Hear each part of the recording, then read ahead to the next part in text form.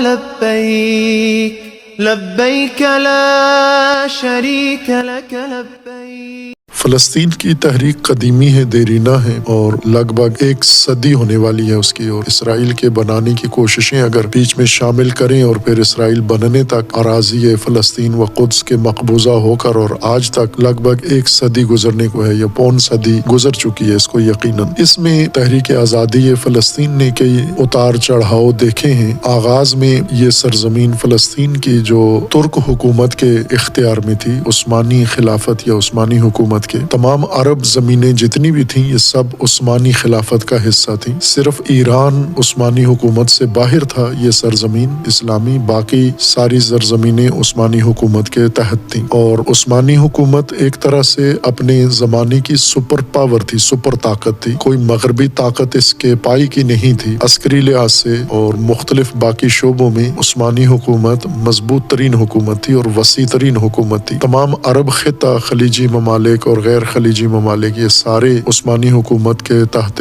تسلط تھے. اور پھر برطانیہ نے اس حکومت کا خاتمہ کیا مسلمانوں کی مدد سے اور خصوصاً عربوں کی مدد سے. یہ تمام اعراب و خاندان جو آج عرب سرزمین پر حکومت کر رہے ہیں، جن میں سب سے نمایاں آل سعود ہیں، یہ ایک قبیلہ تھا صحرائی. اس قبیلے کی مدد سے اور اس جیسے دیگر قبائل جو دیگر سرزمینوں میں تھے ان کی مدد سے عثمانی حکومت ختم کرائی گئی، ان کے خلاف بغاوت کی گئی اور اس عرب سرزمین کو، خطے کو تقسیم کر کے چھوٹے چھوٹے ممالک بنا کر ان قبائل میں تقسیم کر دیا گیا جو آج اس کے حکمران اور بادشاہ کہلاتے ہیں. اور انہی میں سے ایک یہ انہوں نے مکر سے حربہ اپنایا کہ فلسطین کی سرزمین عثمانیوں سے لے کر عربوں کی خیانت کے ساتھ یہ صہیونیوں کے حوالے کر دی. اس سے پہلے کہ صہیونی آ کر یہاں اپنی حکومت قائم کریں، ساری یورپ سے اور ساری دنیا سے جمع ہو کے یہاں پر لائے جائیں، یہ پہلے ہی برطانیہ کی ایما پر اور برطانیہ کے ذریعے یہود کے حوالے کر دی گئی تھی، صہیونی یہود کے حوالے، اور فلسطینیوں کو بے دخل کرنے کا منصوبہ انہوں نے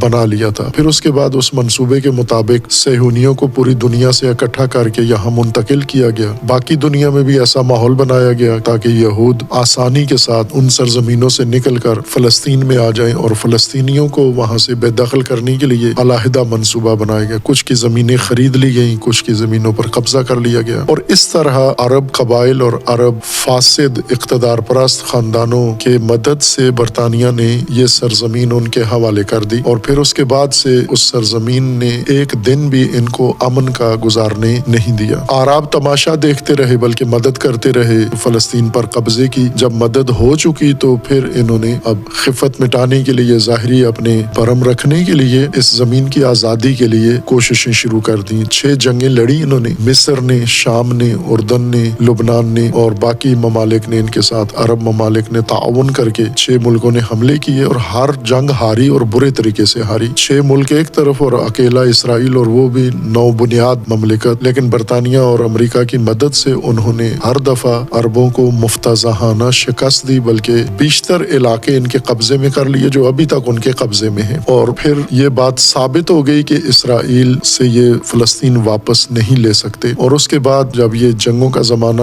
اختتام پذیر ہوا، مایوس ہوئے اور جنگوں کے بجائے دوستی کر لی، مصر نے اسرائیل کو تسلیم کر لیا اور ان کی دیکھا دیکھی. اردن پہلے سے ہی ایک ایجنٹ کے طور پر کام کرتا تھا، اردن کا بادشاہ حسین، اسی کے توسط سے مصر کے ساتھ بھی دوستی ہو گئی، اسرائیل کی سمجھوتا ہو گیا. اور اب چھاپہ مار جنگیں شروع ہوئیں، یعنی تحریک آزادی نے باقاعدہ کلاسک جنگ کے بدلے چھاپہ مار جنگ کا رخ اختیار کر لیا اور عسکری کوششیں شروع ہو گئیں. مختلف تنظیمیں بنی، الفتح نام کی تنظیم بنی اور کچھ اور تنظیمیں جہاد اسلامی اور مختلف ناموں سے، اور یہ ایک مجموعے کے تحت آگے تحریک آزادی فلسطین کے نام سے، PLO کے نام سے، جس کے سربراہ یاسر عرفات رہے. اور ان کو میڈیا نے اور ان حکومتوں نے بہت بڑھا چڑھا کر پیش کیا، ایک ایسا رہبر عالم اسلام کا جو ساری زندگی اس کی ہوٹلوں میں، 5 اسٹار ہوٹلوں میں اور مختلف ممالک میں گزری. اور وہ تحریک آزادی فلسطین کا علمبردار اقوام متحدہ میں بھی جاتا اور مختلف تظاہرات کرتا کہ بڑا اسلحہ اسلحہ باندھ کے رکھتا یا اسلحے کے جو کور ہیں یا اپنی یونیفارم کا حصہ بنایا ہوا، ہمیشہ فوجی یونیفارم میں اسرائیلی لوگو پرچم لپیٹا ہوا ہمیشہ رہتا تھا۔ اور اس طرح کئی سال گزر گئے اور اسرائیل کی آزادی کے نام پر یہ ڈھونگ ایک طرح کا جاری رہا۔ وسائل عرب ممالک سے